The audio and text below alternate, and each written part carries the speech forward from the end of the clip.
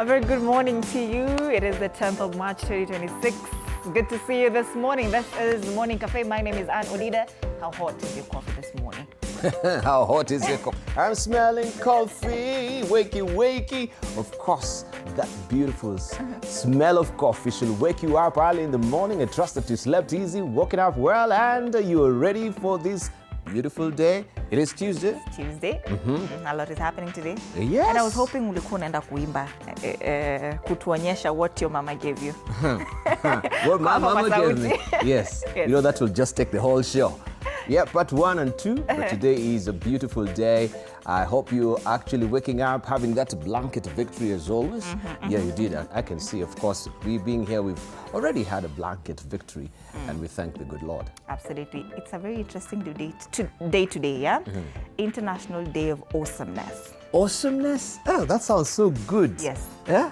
International Day of Awesomeness. Awesomeness. Stay awesome. So we should be awesome. Yes. Yeah, and of course it's going to be awesome as far as the NADCO report is concerned. Remember, today is the day when now they will be presenting that at the Kenya International Convention Center is where we are getting all our eyes peeled and keeping out our ears today. And that is the question you're asking this morning as well on that NADCO report. There's something today and there will be something tomorrow with regards to the NADCO report. Yes, right? indeed. We're asking you this morning, as the NADCO report is set to be presented today in a joint UDA-ODM parliamentary meeting, do ordinary Kenyans, especially the youth, really understand what it contains and how it will impact them? Once again, as the NADCO report is set to be presented today in a joint UDA-ODM parliamentary meeting, do ordinary Kenyans, especially the youth, really understand what it contains and how it will impact them? Use the hashtag MorningCafeTV47. Send us a voice note or a video on our WhatsApp number at 0793-267-279. On our socials at TV47 Kenya on Facebook and on YouTube, and on X at TV47 Digital. You can tag us. My handle is at Anna_Odida. Adibolaner is my X handle as well, and all socials. You can just use that particular handle as well. Everywhere. Everywhere. You know, when it comes to the NADCO report, because now we want to focus on the youth perspective, if at all they do understand what the NADCO report contains and everything. Since 2023, we are in 2026. 3 years have gone. Would you blame the youth if really they don't understand what's in the NADCO report, the recommendations? Would you blame them? But I think also they're really conversant of what is really happening. Maybe a few of them, they have no sodding idea about the NADCO report. Yes. But at least they will tell you, yeah, we know there is a memorandum of understanding between, of course, the late Right Honorable Raila Odinga and, you know, President William Ruto as it stands right now. So they will tell you, I may not really understand all, you know, that is itemized within the memorandum of understanding from 1 to 10. But I have, you know, piecemeal dribs and drabs of it here and there, leadership and integrity, inclusivity, and all that they will actually pick out. But they are well attuned, yeah, with what is really happening in the country right now. I hope so. I hope so. Because, you know, IBCP wanasema they're not registering as voters. That is my main concern, that why aren't they registering as voters? But I digress. We're talking about the NADCO report today. Some of the key aspects of, you know, that was there in the NADCO report that we all know, I hope we all know this, that there was to be a formation of an office of the opposition. That was a main one. And of course, to address the cost of living. It's 2026. Has that ever been addressed, especially cost of living? Now that, you know, ile kubeba sufuria kwa kichwa, kugonga in early 2023, it started in late 2022, yeah? hiyo ndo ilifanya hii mambo ya NADCO yote ikakuja. But has anything ever been done? We are going into election 17 months from now. Has anything been done? There was also electoral justice, of course, recommendations for a forensic audit of the 2022 electoral process, and of course, restructuring of the IEBC. That was done. At least that one we know it was done. There was also institutional strengthening that recommended entrenching the NGCDF, National Government Affirmative Action Fund, and of course, Senate Oversight Fund into the Constitution. Has that been done? They're saying it's a working in progress. You cannot, looking at all these items, sometimes not all of them can actually be implemented within the scope of time that we do have. When we're talking about inclusivity, you can't just be including, you know, within a short span of time that you're given. I mean, that is an ongoing process. Of making sure that we have the face of Kenya in every parastatal, in every, you know, in every state corporations that we do have as well. So that is an ongoing process that you need to shake into place. So we cannot just have any immediate action as far as inclusivity is concerned. Leadership and integrity? Yeah. Can you say now we've actually installed leadership? What are the metrics? You know, these are the things we should be asking Agnes Zani and, you know, Javas Bigambo. What are the metrics of measuring leadership and integrity? How have we achieved it? You know, sometimes, you know, in this post-truth, you know, era that we're living in, where your truth is not my truth. What you consider to be of integrity could not be my integrity. I mean, that is very diverse. Absolutely. So that's what we'll be talking about, of course, in the State of the Nation as well. It will be forming the basis of our conversations this morning. But let's take a look at the state of the weather.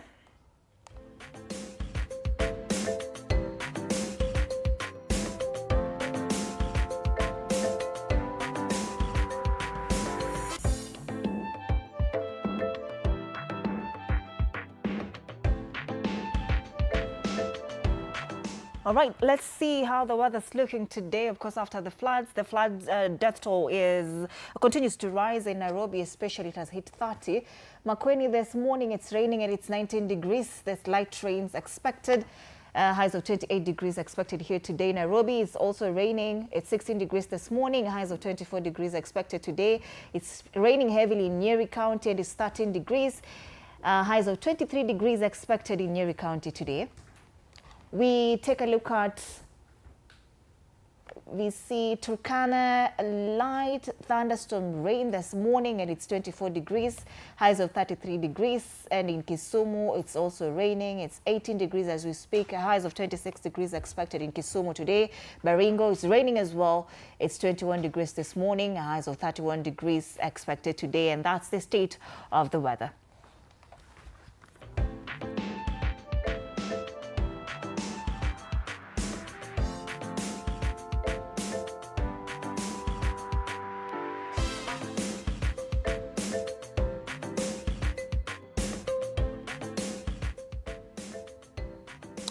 All right, we have the quote of the day up next.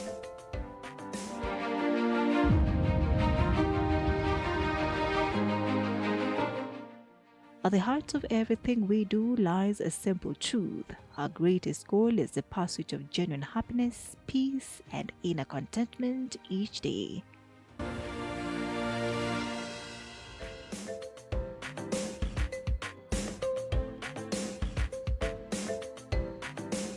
All right, we have the dailies, which is up next.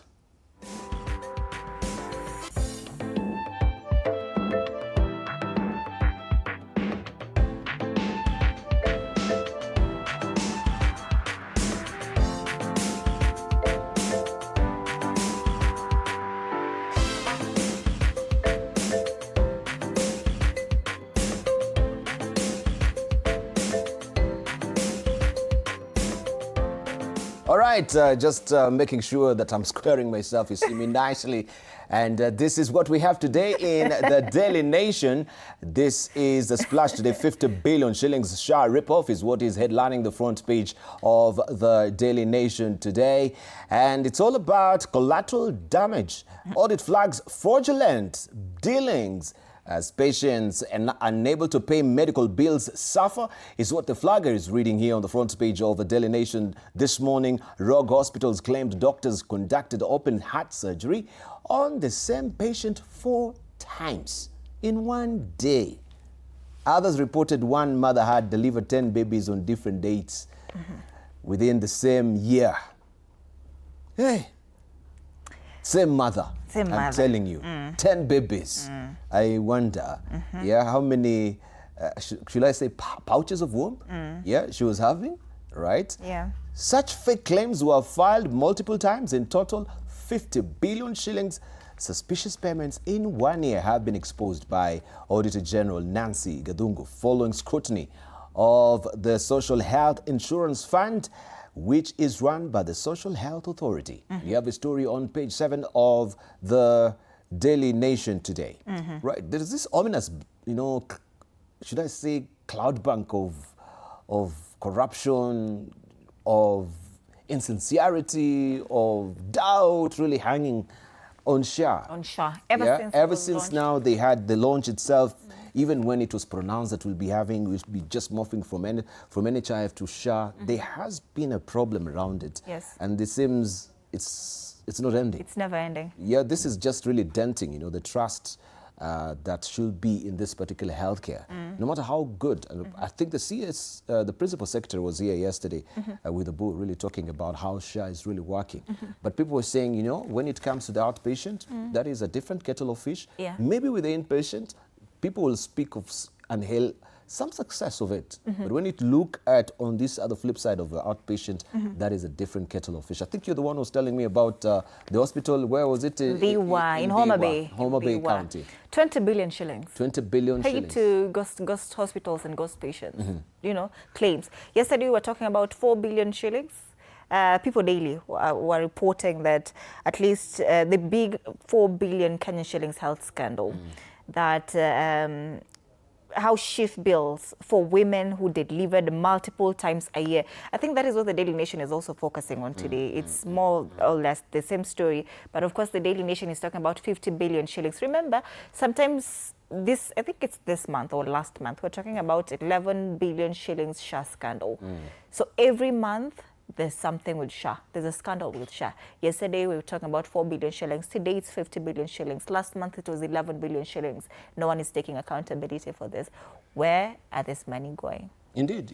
I think when it comes to health, even sometimes when you yourself, you go to the hospital, when you're given that particular bill, you don't tend to scrutinize because you really feel, hey, I'm sick. Yes. It could be, this is what the scan should be charging me right now. We don't make comparisons with other hospitals as it stands because when it comes to healthcare in this country, I think that is where we really have the clammy fingers of corruption. Yes. It is not really the first time that we're having this.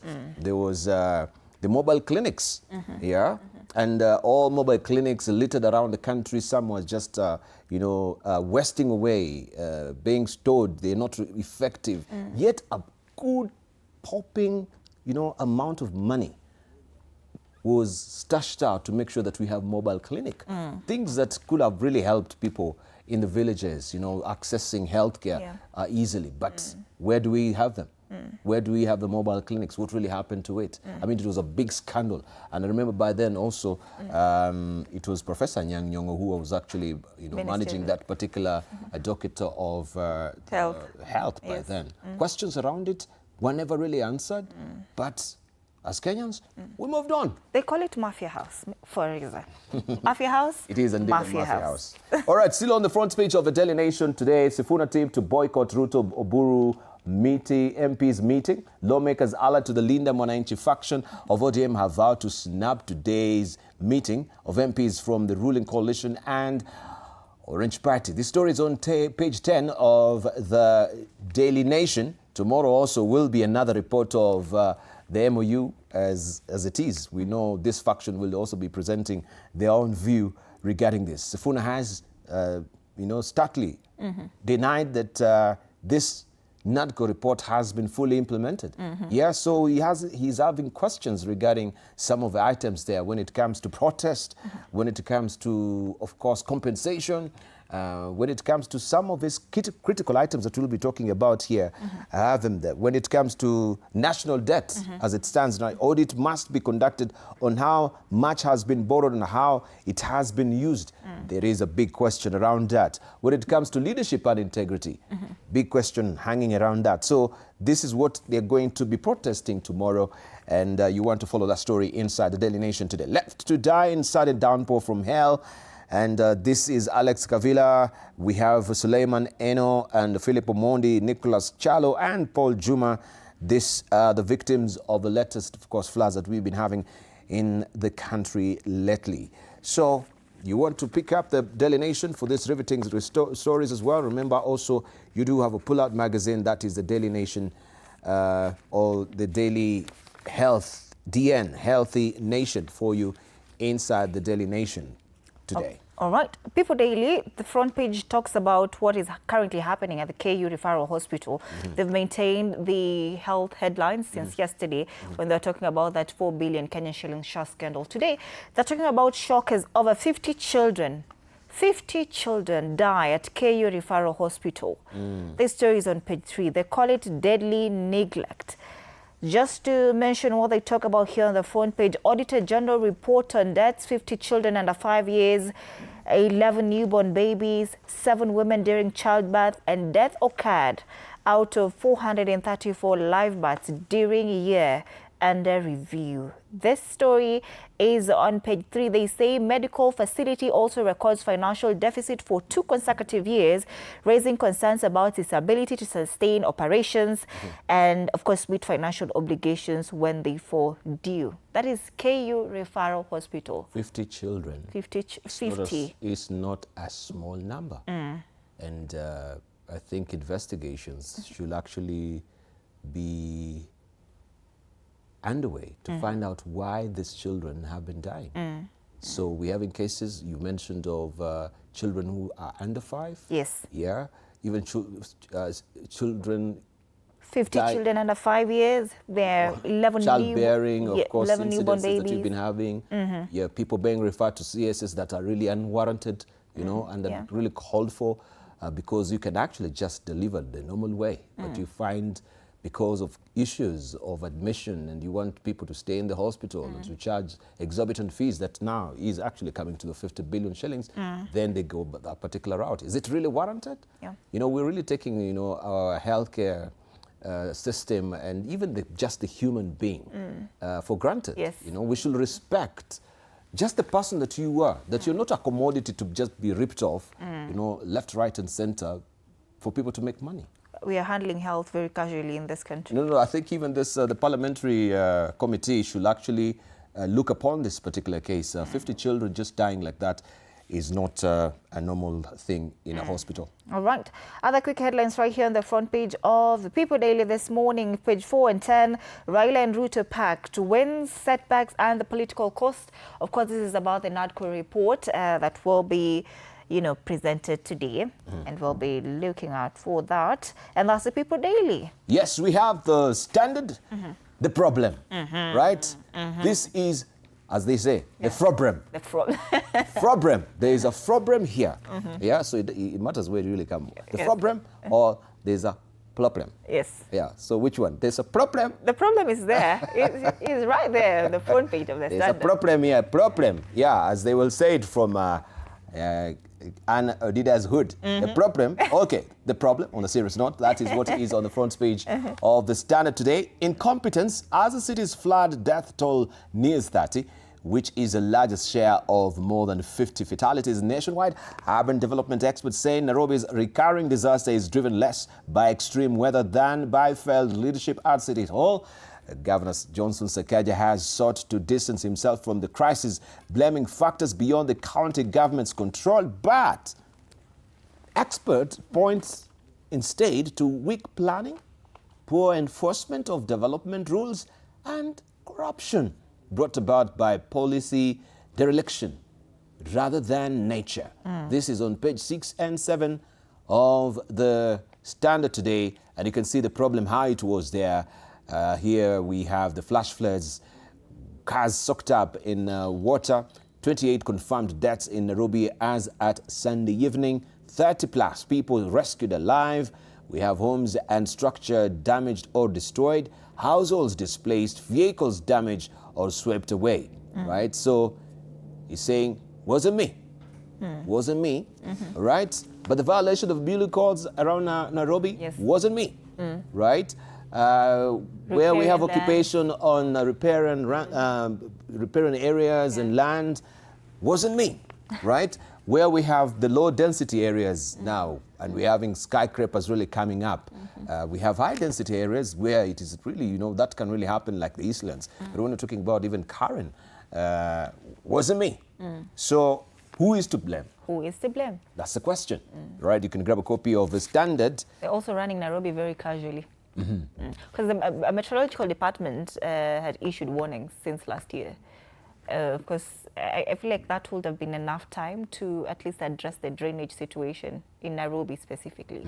Just to clear what is there. Yeah, so why was the Green Army coming, you know, after? You know, we had all these pronouncements, warnings. Why would you deploy the Green Army much, much later? We should have been preparing for this. Wasn't me. It wasn't me. All right, that's the Standard for you. What do we have? All right, let's take a look at the Star now. Exposed scandal of civil servants landing top jobs with fake papers. PSC orders agencies to sack culprits by end of March. And interestingly, the PSC report indicates that despite identifying the employees who submitted fictitious papers, most institutions choose to sit on their hands and do nothing. Now, the institutions that decided to look the other way include some of the most prominent and well-regarded public agencies, including KRA, who have 141 officers who have fake certificates and have their jobs in these institutions. They're the Kenya Medical Supplies Authority.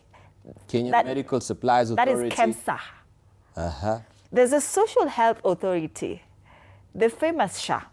There's the Kenyatta University Teaching and Referral Hospital. You see, this guys was trending for the wrong reasons. All of them are here. So do you tie in with the headline that we have also? I'll have to tie it there. Of the People Daily? Yes. Yeah, could be. Yeah. There's the Moi Teaching and Referral Hospital. There's the Kenya Meat Commission and the Kenya Bureau of Standards. A lot. Kenya Bureau of Standards. Yes.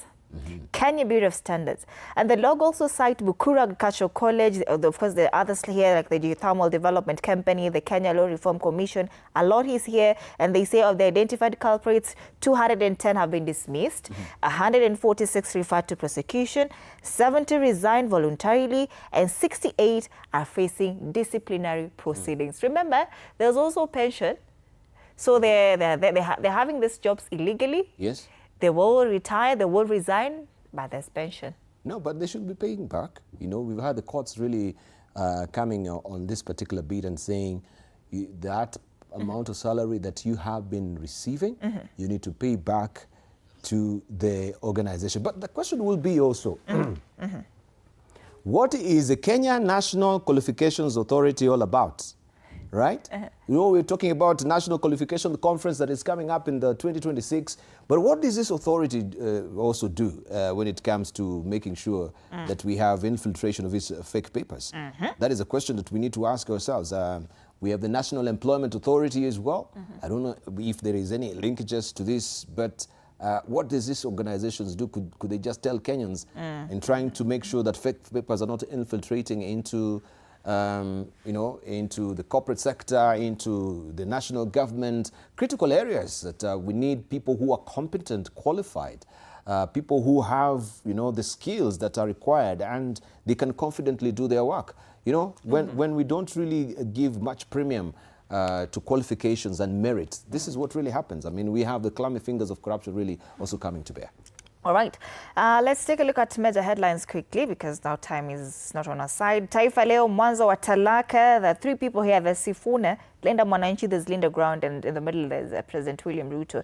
They say hatua ya vuguvugu la Linda Mwananchi kususia mkutano wa wabunge wa UDA na ODM leo inaweka wazi uasi wa wazi, huku ikiashiria mwanzo wa utengano wa mirengo miwili pinzani ndani ya ODM. Kundi la Sifuna limeapa kususia mkutano wa bunge wa UDA na ODM hii leo. Vidokezo zaidi hapa katika ukurasa wa mbele wa gazeti hili. Pambano kali la Kindiki na Gachagua kule mlimani. We talked about this yesterday, but vita vya kudhibiti Mlima Kenya vya shika kasi, huku naibu rais akimkemea mtangulizi wake. Mafuriko, walikufa kwa mapuuza ya serikali ni habari nyingine katika ukurasa wa 3, na kesi ya kifo cha Walibora ya ng'oa nanga pia. Mtoto Khamenei ateuliwa Ayatollah. Hii ni gazeti la Taifa Leo. Tuangalie regional dailies, how it's looking. And we start off with let's see what the Daily Monitor has. The women running government in Uganda rather.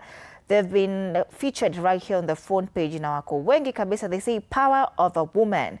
And during the national commemoration of International Women's Day, they were appreciated here by, Ugandan government. They say President Museveni, in a speech delivered by Vice President, praised women as better leaders and managers than men. Do you think so?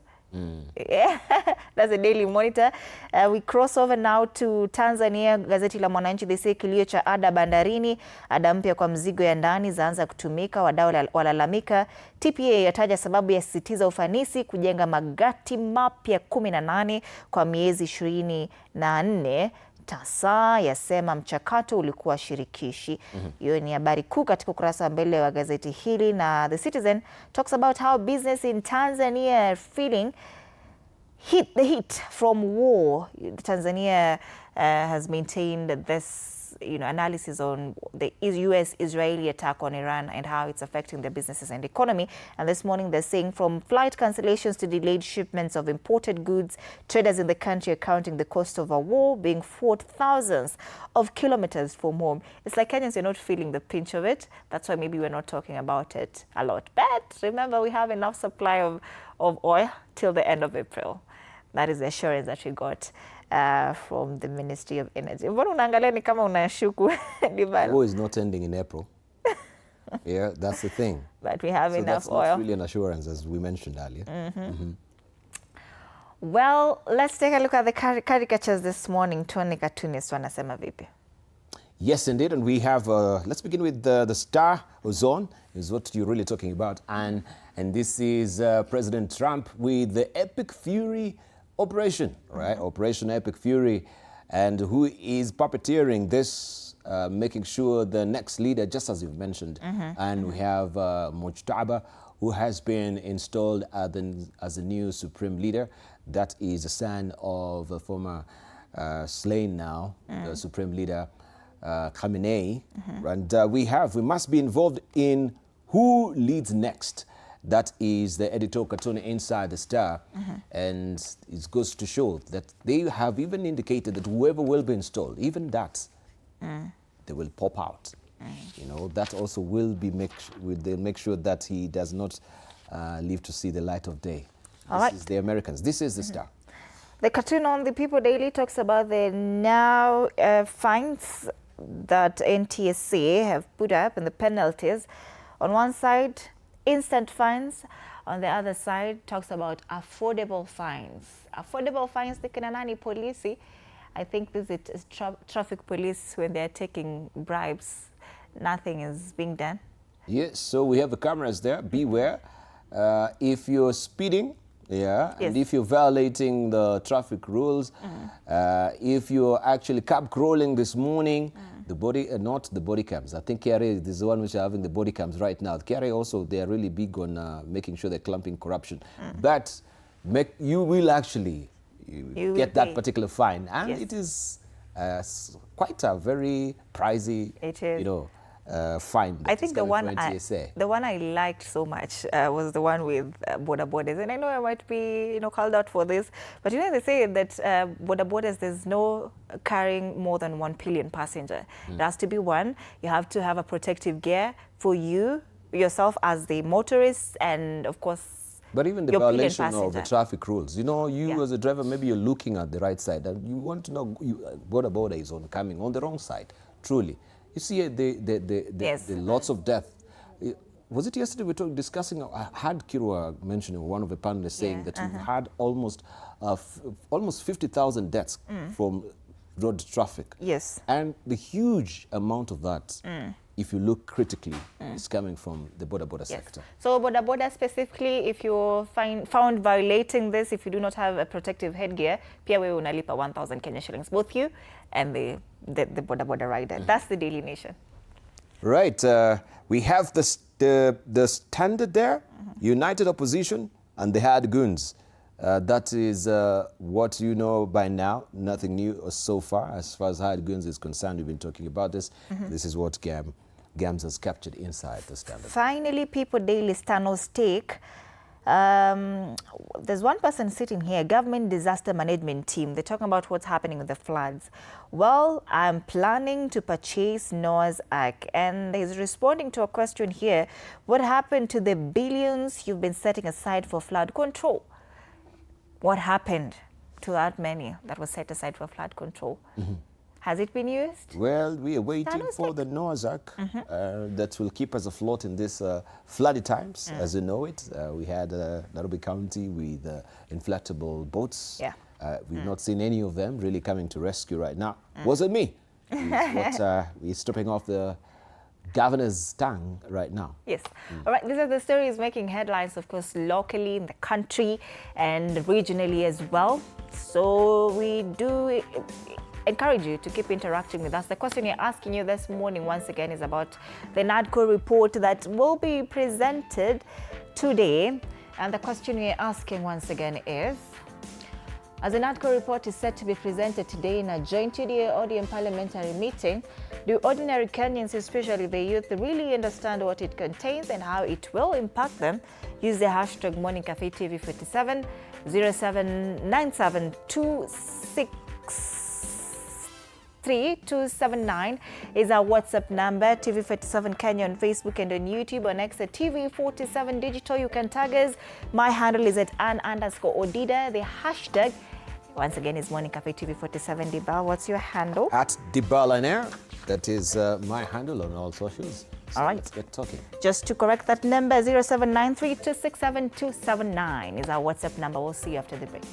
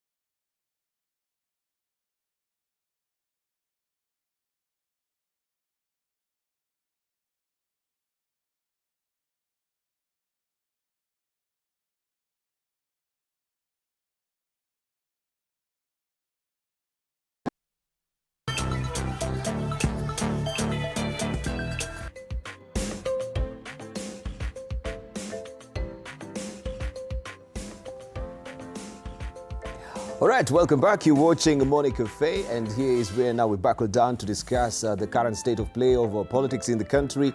As you know, today is a big day regarding the NADCO report. We shall be keeping our eyes peeled there and keeping out our ears to hear what will be happening on the ground. Of course, we have also the Linda Mwananchi faction led by Edwin Sifuna, who have said they will not be showing up for this particular meeting, and they will be making their own presentation tomorrow. So that is also going to be a very interesting scenario there just to watch. But also remember, at the Nairobi Stock Exchange, the president will be there today to make sure he rings the bell. That will be the listing of the Kenya Pipeline Company that we had, just that particular IPO now, which was oversubscribed, being listed today. That also will be another development that we'll be following today. But I'm joined this morning by Joshua Kipto, advocate of the High Court, and Ruth Mbogo, lawyer and political strategist, waiting for Joe Mutambo, who seems maybe to have slept through the alarm as it is right now. But you're the guys who've woken up early. Thank you for joining us. Good to see you, Ruth, after many years. Yeah, good yes. to see you too.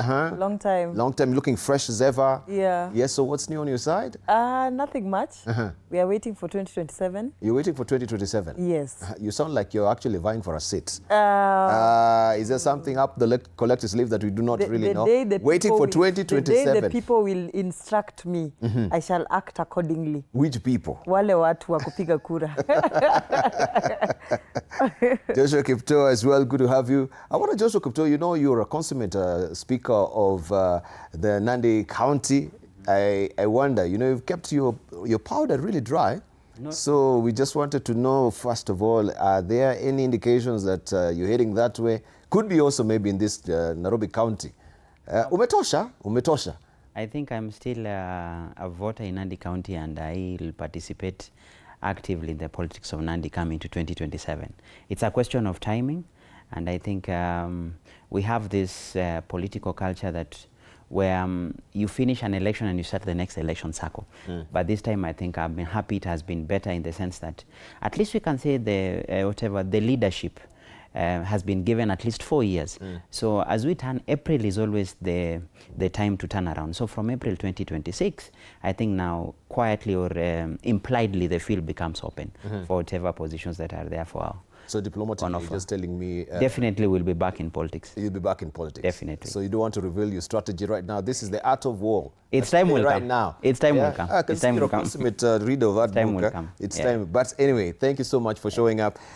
We have a lot to discuss today. I wonder, from your own perspective, let's just begin with the NADCO report itself. 65%, they say it has been installed. IBC is in place. Questions around it regarding also the contract with Smartmatic. But those are issues which may be dealt in-house, you know, technically. But as far as this report is concerned, from your own estimation, do you think people are intimately familiar with what is really happening? But before we even go there, let's just hear even some of the sentiments, if we may, regarding also the young people. Are they intimately familiar with what is happening with the NADCO report?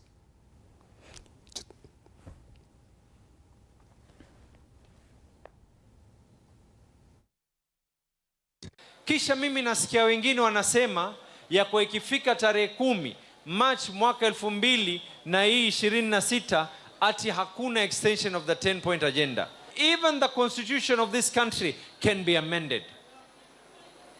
Laws of this country can be amended. Resolutions can be amended.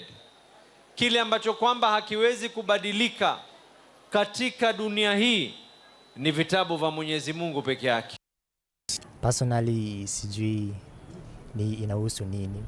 Ndio nimeisikilizia kwa news, lakini in detail kenye ilikuwa inaongelelea mimi mwenyewe sijui. Iliformiwa 2023 after talks ya Azimio la Umoja na Kenya Kwanza.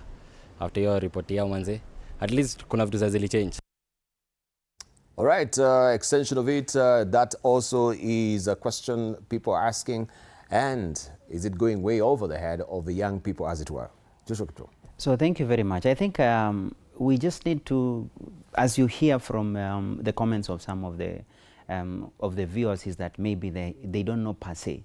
Because NADCO was more or less like a political truce between the late Right Honorable Prime Minister and the President. And I think it was more or less like a document that brought the two parties together, UDA and ODM. And I think at that time, it was post-Gen Z 2024 protest. And I think the Raila-led opposition, that is ODM, needed an entry point into an agreement. They wanted to create a bridge of some kind to create a political pact that will revolve around issues rather than the individual personality. It served the both parties well to have it based on an issue. Number two, let's go back to the background of that twin initiative. Remember, once the Gen Z protest kicked off and the president showed his hand of seeking to engage in dialogue, one of the strands of dialogue was political dialogue with other political players. And I think the late Right Honorable Prime Minister tried to bring all the leaders together. If you remember the first meeting they had in KICC, you had all the political leadership in place. But I think the others stepped back. They felt that it was a political moment for them maybe to get one even against the president. And in this case, then Raila remained with his team.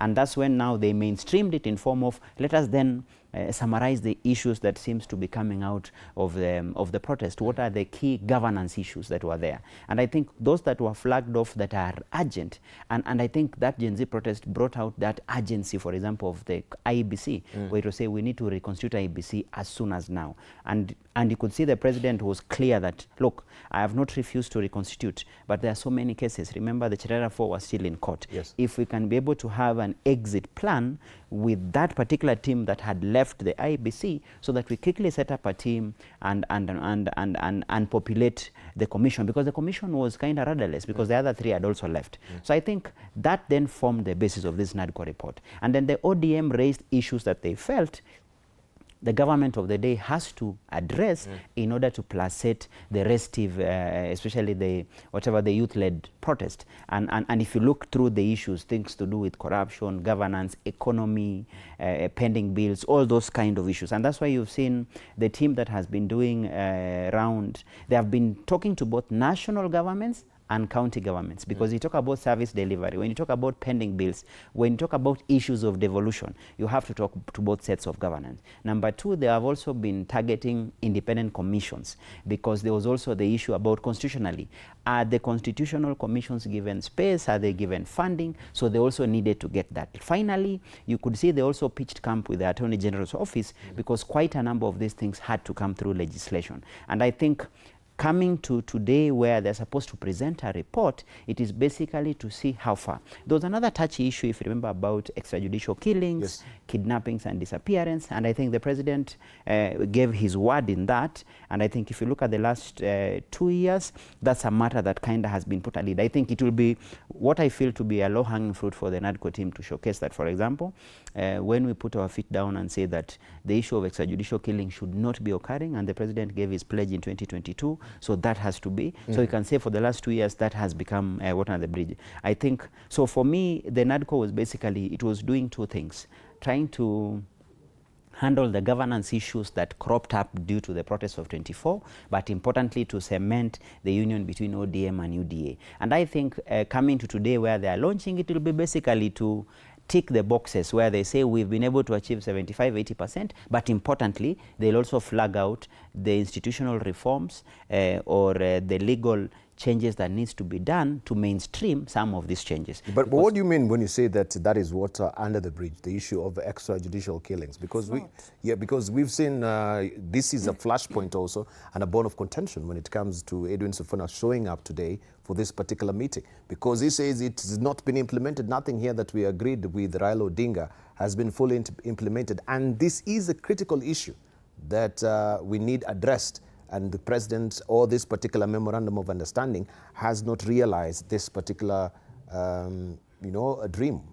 I think we can be able to use facts. 2024, let's look at the time period. Between July 2024 and 2025, early 2025, February, that was the peak of when the cases of disappearances and where bodies could be found and could not be addressed, And this culminated, if you remember, in July 2025 with the murder of Albert Ojwang in the custody of the police. And if you look at the trajectory from July 2025, unless I've not been around here, from July 2025, which other case have we had where, for example, the government is being blamed for executing or undertaking disappearances? And I want to use just the time period from July 2025, because the last flashpoint that really captured the national attention was the case of Albert Ojwang. And I think something shifted.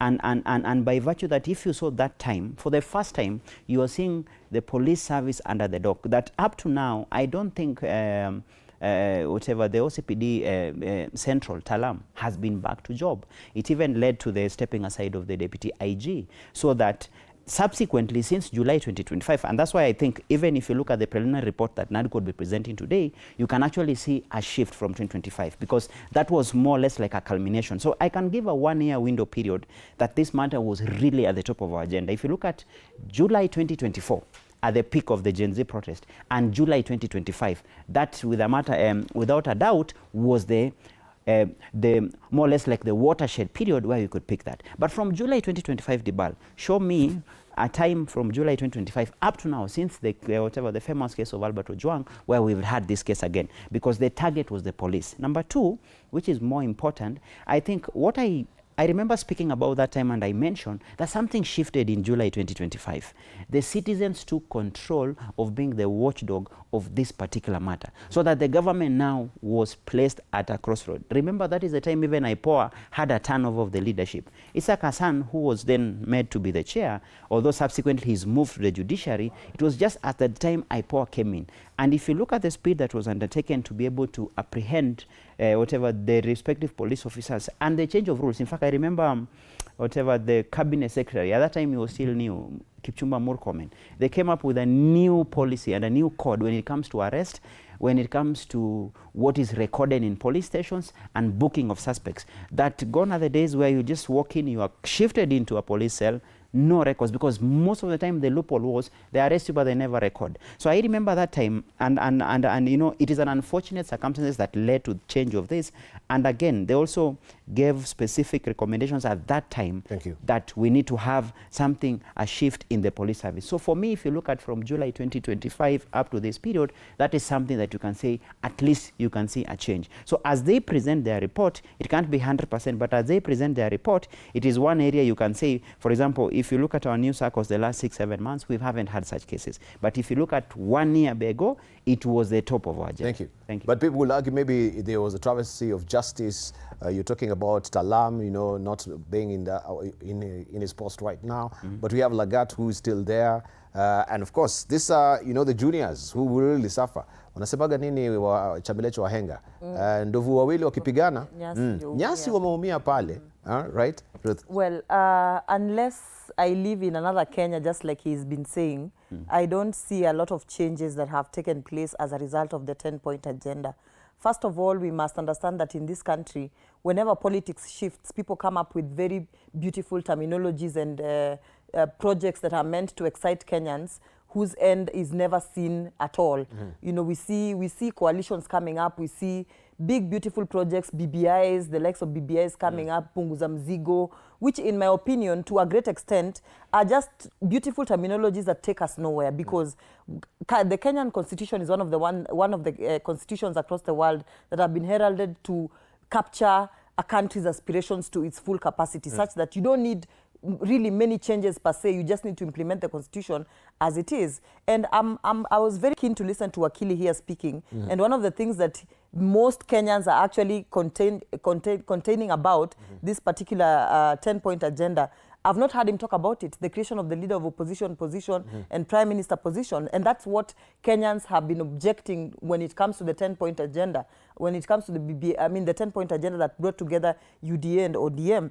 And by the way, just like he said it rightly, this was just a document that was paving way for ODM to get into government. They needed to have a justification for why they were going to government, because at the point at which they were going to government, their main basis upon which they were joining this government was that, we want to stop the extrajudicial killings and the unlawful arrests following the protests of the Gen Zs. Bring down the cost of living, yes. And yet the Gen Zs themselves were not even involved in the coming up of this 10-point agenda. Were the Gen Zs joining ODM in joining government to come and prevent this big problem that the Gen Zs had? I think that's where we need to have questions asked and addressed. For example, upon the backdrop of this 10-point agenda, one of the biggest things they keep talking about is compensation of victims. Dibal, we are almost getting into the next election. Yes.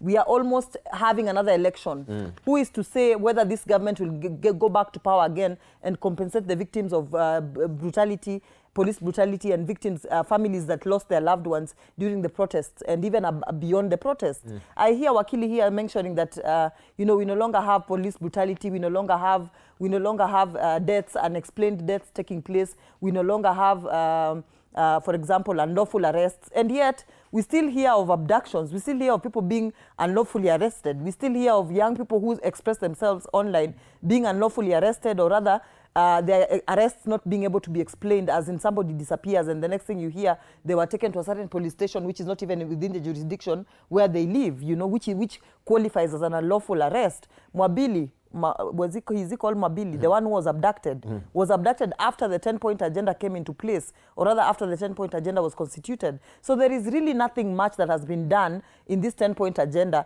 and it is something that is going to be stretched for such a long period of time to give them relevance, to give them a point of conversation with us, that every time they come to us, they have something to say. Otherwise, beyond the 10-point agenda, there is so much that has been listed in that 10-point agenda that by now should have been implemented that has not been implemented, meaning it is a meaningless document that is taking us nowhere. It is a document that is supposed to give politicians a lifeline up until 2027, and I can guarantee you this compensation of victims, we will get to 2027, we will vote, and no victim will have been compensated by that particular time. But they will argue that that particular process has been challenged by and checked by the legal challenges. But they understand. We had the committee, people have moved to court, and they are asking for the legality of this particular committee at the end of the day. Do you understand that sometimes government can create technicalities just to have a storyline to carry on the day? Because they understand the channels. So are you questioning the sincerity of it? I am challenging the sincerity of it because they understand the channels through which, if they wanted to compensate the victims, they would have done so. So sometimes you create a technicality so that later on, at the end of the day, you have a story to tell and tell people, you see, we tried, but we were challenged by the legal systems. We tried, but this and this happened. This government carries us for fools, by the way. Let me tell you something. Sometimes there's a lot they do that they know very well that these are the right channels to pursue, these are the right platforms to pursue, but because we want to have a story to tell as to why we have not performed, let us pursue a channel that we know very well is not legally anchored in law, unless the president does not have advisors, and he needs to tell us, because why is it that everything they pursue, if it is compensation of victims, why is it that every other good thing they claim to pursue is usually challenged by law? Is it that they don't have the right legal advisors? Because we've had previous governments implementing things and they never really used to face legal hurdles like this government is facing. So is it that they don't have proper legal advisors, or what is it? Is it a storyline? Is it manufactured incompetence, where you say you know very well that you know that you're pushing a certain level of incompetence and you are aware of it because you know it will give you a story to tell when things don't work out? Right. I think a good point. Could you hang on, just maybe get some feedback there from our viewers as well, so that we can just pick up from where Ruth has left. And yes, we, of course, are looking at the NADCO report that will be presented today, and we're wondering also where is the youthful voices with this particular document that has been a bit very contentious. And there you have it, as the NADCO report is set to be presented today in a joint UDA-ODM parliamentary meeting. Do ordinary Kenyans, especially the youth, really understand what it contains and how it will impact them? That's a probing question. Let's just get some feedback there. I will walk over to my right, to my monitor there, where we have Kevin Otieno saying, Kisumu, honestly, most of us youths have not even read the NADCO report. We just hear politicians talk about it on TV. If it affects our future, they should explain it better. That's Kevin Otieno. He has no sorting idea from Kisumu what it does really contain. Mercy Wanjiku, Nairobi. To be honest, the politicians from United Democratic Alliance and Orange Democratic Movement understand it more than the citizen. Youth are busy hustling, not reading long political reports. So that should be, of course, taken cognizant of. Brian Kipto from Eldoret. What young people want to know is simple. Will this report lower the cost of living or create jobs? If not, then it's just another political document. Baseline. That is what Brian Kipto from Eldoret is saying on Facebook. All right, let's see what also Faith Naliaka from Bungoma. The government should simplify the NADCO report and explain it in public forums. Right now, it feels like a deal between politicians. That is Naliaka from Bungoma. All right, those are comments. As you can see, people have any intimate connection and familiarity with the document, Joshua Kipto. The NADCO committee or implementation oversight committee, have they been doing any good job in making sure that every Kenyan knows? I mean, we've seen them really going about all over the country trying to talk about the NADCO report. So have they done a sloppy, poor job in terms of communication? You can talk about a communication gap, but I would wish to understand this aspect. If you've done any public engagement that involves report writing, I would imagine it would be premature for them to be able to give their findings, yet they are in the field to find out about the findings. So the gap that you get, where you get the viewers or some of the commentators mentioning that they may not be aware, it's because what was the committee supposed to do? What have they been doing the last 3 or 6 months? They are basically trying to get back, reach out to the stakeholders, because public participation is an ingrained principle. As at the time they come today and present, because once now they splash out and say, these are our findings, that is when we can robustly engage and people say, okay, we are aware, our thought and process would be, this work, this hasn't worked. So let's give them some benefit of doubt that as at the time they have been doing public participation, the idea is to first get the real feedback. So let me just mention something. And this is always the challenge with our governance. I think we have this in sincerity. Will you allow me to select my task so that all of us will select our task? I think it's ticking up to 7 o'clock before you go to that main idea, because I know once you get there, it's going to be hot. And of course, you have to also respond to challenges that Ruth has raised so far. Yes, it is 7 o'clock on the nose. We want to take a short break. When we circle back, of course, we continue with Joshua Kipto and Ruth here as we delve deeper on the issues of the NADCO report. Also, we shall be looking at the offer that will be listed today. That is a KPC, I should say, with the IPO that has just been now concluded, and there was an oversubscription to it. We take a short break, don't go away.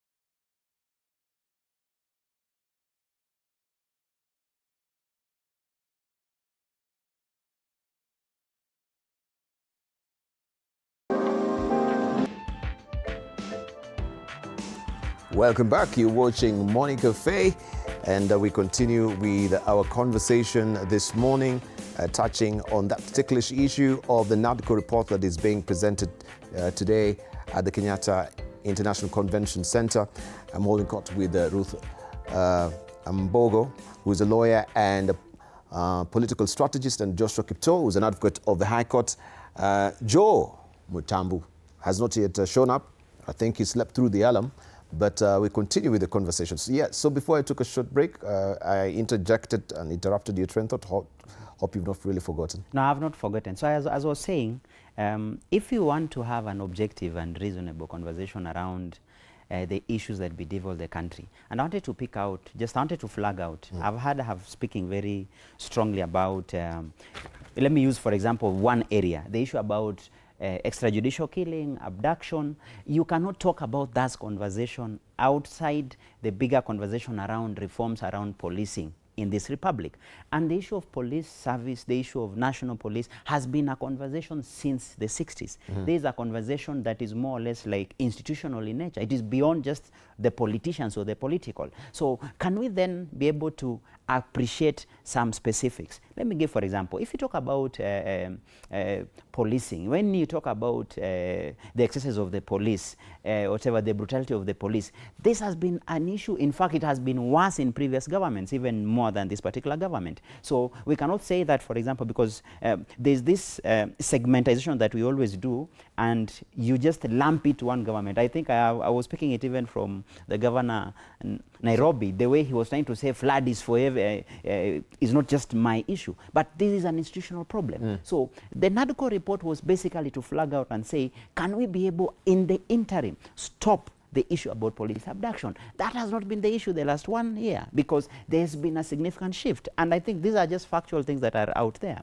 Number two, has the government, for example, tried in its way to steer that institutional reforms within the police service? For the first time, let's agree, one, the police have been given the institutional independence, because when you talk about an institution, when I was a speaker, I remember what only makes devolution kick is the financial independence. The moment you give financial independence to an institution, that makes a difference. So that the conversation I would wish we shift a bit, that beyond just saying that, for example, someone has been abducted, someone has been arrested, or there's police brutality, because remember even in Nandi, I think 3 months ago, there was a case where the APs stormed a particular place where guys were playing pool. Yes. And look at the, and that is one thing I wanted to show the difference. What happened immediately? Within the next day, the police IG, now because now this was squarely under the docket of the IG. The IG the next day, there were interdictions, there were arrests, and immediately they say, IPOA has to step in. So what I can say, what I can agree with, for example, we've not hit the milestone,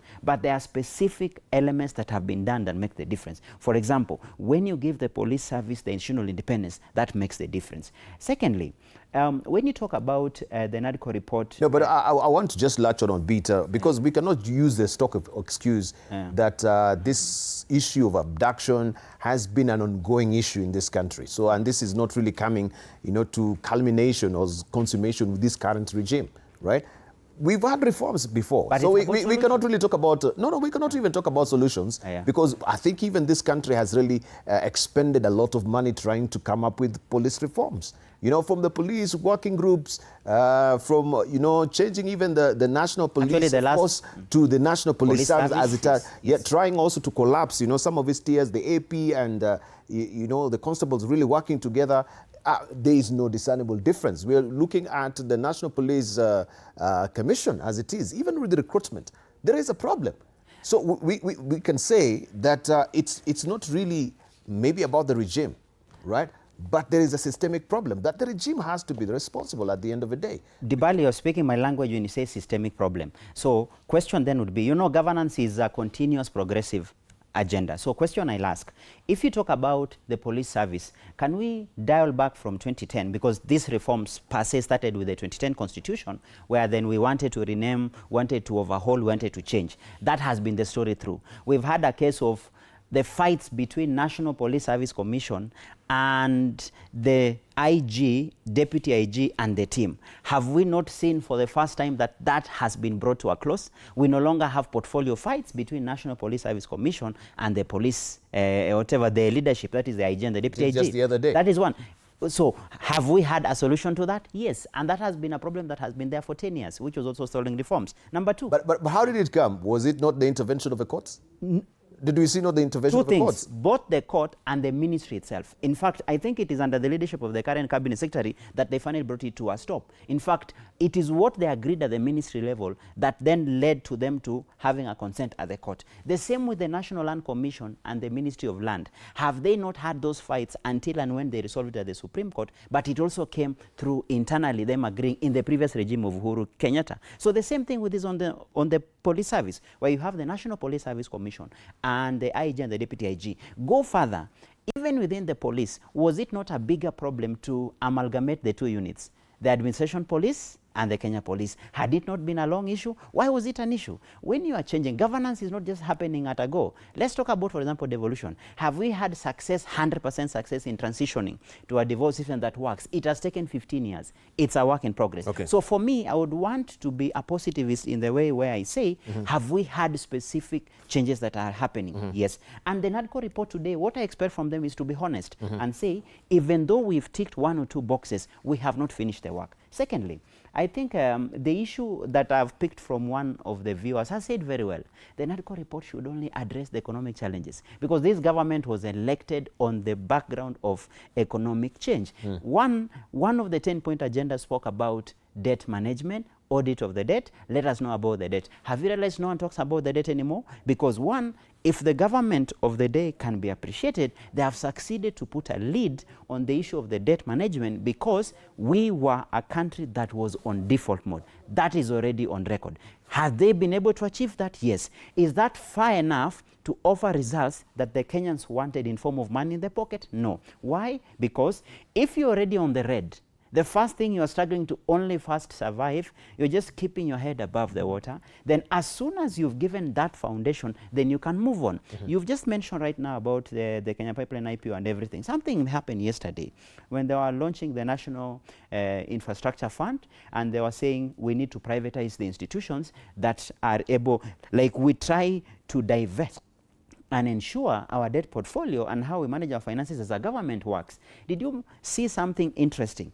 As the government was coming in 2022, the government did not have capacity, ability to able to to be able to undertake any infrastructure project. In fact, if you remember, the first reason why, part of the reason the government was felt not working the first 2 years is because the president, the fourth president and the administration had left up to 36 major infrastructure projects hanging with pending bills that were going back 3 years in advance. What did the government do? 2 things. They decided to securitize, for example, the RMLF. The fuel levy was securitized that they were able to raise 170 billion to first deal with the 36 projects or the projects that had not been done, which as we speak last November 2025, that has been done. Thank you. All the stalled projects have started. Now, doing the National Infrastructure Fund is basically a way of trying to be creative. How are you able to manage your debt, but at the same time, your development is going on? We privatize, we do the tolls. So for me, one of the issues that was raised, and that is what Kenyans want to hear, if you talk about economy, it's about creativity. How do you manage your debts? How do you keep a lid? You pay interest. But importantly, how do you ensure investment goes on? I'm sure that will be the conversation of today. It's only one thing that I would wish to ask. It is easier to critique. It is easier to fight. Like if you talk about devolution, it was easier to say that the national government never supports devolution. Has it not been this government that has given the most money compared to the last 2 administrations? But that money has been coming in dribs and drabs. I mean, that is also another question. Haven't we seen also? Because government never has money. We will come to that. Because government never has money that sits. It is always what is collected, then it is shared. Even the national government itself struggles to pay its bills. All right. Okay, Ruth, you want to chime in as well? Maybe you can also talk about the National Infrastructure, Fund, which is an act right now. IPO has been oversubscribed. Good salutary effort coming from the government. Even the Bloomberg has now rated Kenya as one of the 5 countries that has been able to hold its fort as far as keeping a strong currency against the dollar as it is, right? Well, keeping the currency strong against the dollar does not mean much for the economy when the cost of living is still very high. The fact that people cannot afford the basic needs on a day-to-day basis. But the fact that life has become even harder. Because I remember just the other day I traveled to Zambia the other day, and their dollar to kwacha had significantly gone down, in the sense that the kwacha was very strong. In a short period of time, the kwacha moved from 29 to 18 against the dollar. But the cost of living was very high. In fact, it's even higher than Kenya's cost of living. And they were complaining a lot, saying that, yes, it looks like our country is doing very well in terms of stability against the dollar, but we are suffering as citizens. And it's the same thing with Kenyans. People are still going through difficult times, tough times, to even try and put food to the table. No longer do we have Kenyans eating 3 meals a day. Many Kenyans are eating 1 meal a day, not because they are joining the movement of fasting and losing weight, but because they cannot afford to put food to the table. School fees has become extremely high. You can talk about, you know, when you're talking about managing the economy of a country, it is one thing to talk about a few good things that look like they're doing very well, or that look like the country, look like they're indicators for the country to be doing well, but then you ignore 100 other things that are actually more important than these 5 things, indicators of a country doing well. So I ask myself, and even I hear him talking about debt management and really heralding us, saying that we are managing our debt very well, and yet the Public Finance Management Forum that set a threshold of 55% of our debt to the GDP ratio, set it at 55%, and yet right now we are borrowing at 67%, which is a number way above the 55% threshold that has been set. So I think, in as much as we talk about, I think we like to throw around statements that make Kenyans feel like things are okay, when in reality, when you ask an ordinary mwananchi, can you afford to buy bread in the morning and have breakfast, and then again at night, can you afford to buy a packet of unga and put food to your table? I think real questions such as those need to be asked. The fact that rent is skyrocketing right now, Kenyans cannot afford to live in the basic apartments that 5 years ago, a 1-bedroom apartment that was costing 18,000 right now costs 28 to 30,000 Kenya shillings. And where are Kenyans getting this particular money? The economy, businesses are not doing well. Just the other day, I was listening to the news, and it was being reported that in February, business has done the worst business performance we've had in this country was in February. Businesses are shutting down. Returns are at the lowest they've ever been. So why would we be reporting that returns are at the lowest they've ever been? Why would we be reporting that our debt borrowing is at 67% against a 55% threshold? Why would Kenyans be complaining that they cannot afford to put 3 meals to a table, and yet we are here happily saying the country is doing very, very well, the economy is doing very well, our debt management is at its best, and yet there are facts there, not manufactured facts, but facts that come from proper institutions that tell us how our debt management portfolio is, and real testimonies from citizens who tell us that they're suffering and they're struggling. So we must be honest with ourselves and ask ourselves, are we really where we ought to be? And I think this rhetoric is the reason why in 2027 Sapo will make big mistakes again, because they will be told the economy is doing wonderfully. And yet, when you ask them at an individual personal level, can you afford to pay school fees? School fees has gone up in campuses. Students can no longer afford school fees. On a daily basis, myself as somebody who is not even a mweshimiwa, on a daily basis, in a week, I get at least 2 requests of people saying, oh, I'm stuck with school fees. Just because you're a public figure somewhere online, people reach out to you thinking you have money. I'm stuck with school fees. I'm stuck with medical bills. Right now, we are hearing of scandals in SHA that are affecting the country, a scandal of over 50 billion Kenya shillings. Yes. How does that affect the economy, you know? When money is being pilfered from public coffers, how does that affect us as an economy? And I think there's a lot more that is yet to come out, especially when it comes to scandals within these various ministries, that is yet to come out, that I do hope comes out sooner than later, because we need to make sound decisions in 2027. We need to vote on the basis of, has this government truly performed, or has it just hired mouthpieces that have good English and can convince you that the economy is doing wonderfully, when you yourself, you know very well that you cannot afford to put food to the table on a daily basis. You cannot afford rent, you cannot afford medical care, you cannot afford school fees. Can we be honest with ourselves? I think, Dibal, I want us to also be a bit honest on this bit, that our country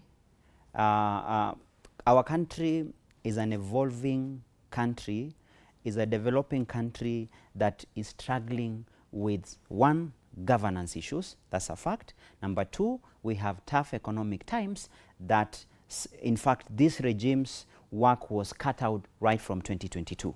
But at the same time, we also have to have practicality when it comes to governance solution. One of the things I always say about governance is that when you are elected on the backdrop of euphoria and huge support, there's always a 3 to 6 months honeymoon period where there's so much goodwill, there's so much public support going on for you, but there's also the danger, in that layers the danger of huge public expectation. Indeed. And at the same time, the problems face you squarely on your face, where you have to have a solution. So I think for us to shape the conversation of 2027 as to the state of our economy and the state of our country, we just need to ask ourselves, where were we in 2022? One, our inflation was runaway. Our debt portfolio, in fact, Kenya had been, she's mentioned very good Zambia. We were among the top 3 countries in Africa that had been singled out as potential defaulters as early as 2022 December.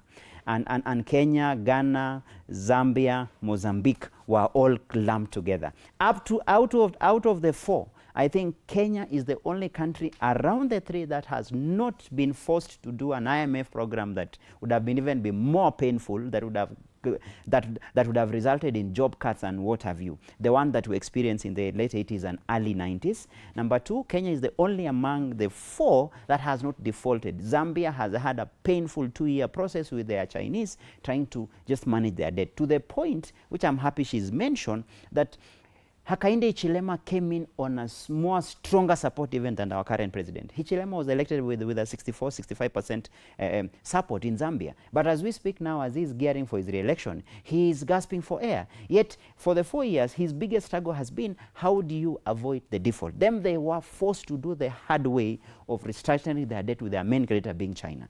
Ghana and Mozambique defaulted. We never defaulted. Our neighbors up north, Ethiopia, are struggling, even just keeping a lid on the inflation. Their bill is losing value, but Kenya has succeeded. So the first thing first, we have to acknowledge the foundation of any successful country that is already in the doldrums. When you're already on the red, when you are subject to auction, you know, it is different from where I have a healthy business that is running, then I've mismanaged. How about if you come whereby you have shelves that are clean, you have a case whereby you have people looking at you, there's nothing in the coffers in terms of where is your position. So first thing first, the foundation that the government has done, and which I think is not selling much, it is easier to sell this bit of money in the pocket, is because there is a backstory that is forgotten.